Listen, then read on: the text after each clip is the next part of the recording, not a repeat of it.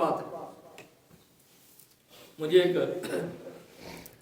دوست نے voice message بھیجا، کہنے لگا دیکھو جی یہ بندہ یہ اس طرح کہہ رہا کرتا جی کہ جس دن سے کیمرہ ایجاد ہوا اس دن کے بعد کسی اللہ کے ولی کی کرامت نہیں دیکھی، ہوا میں اڑنے والے پانی میں تیرنے والے پتہ نہیں کدھر غائب ہو گئے. میں نے کہا عقل ہو تو پھر بات سمجھ بھی آتی ہے انسان کو، دیکھنے والے دیکھتے بھی ہیں. تو 1938 کی بات ہے، یہ کیمرہ ایجاد ہو چکا تھا.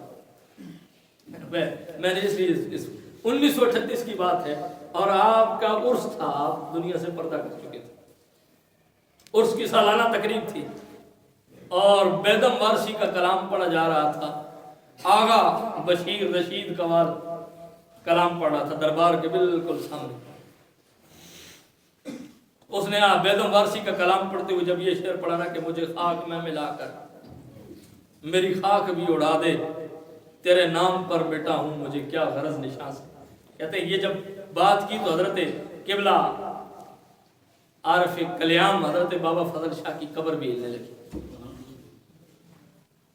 قبر وجد کے اندر آ گئی اور جتنے عرس پر آباب موجود تھے سن 1938 کے اندر جتنی اخباریں چھپی ہیں ان کے اندر یہ باقاعدہ بات چھپی ہے. اس وقت جو میڈیا کے ذرائع تھے، اب یہ تو میں نہیں کہہ سکتا کہ فلاں چینل نے دکھائی کیونکہ اس وقت چینل تھے نہیں، لیکن جو میڈیا کے ذرائع تھے انہوں نے اس بات کو کور کیا ہے اور لوگوں نے کہا جی یہ ہر کوئی دیکھ نہیں سکتا. مزار شریف کا دروازہ بند کر دیا. دروازہ بند کیا تو دیکھنے والوں نے یہ دیکھا کہ گنبد اور پورا وہ جو مزار کا بنی ہوئی عمارت تھی وہ ساری کی ساری وجد میں آ گئی.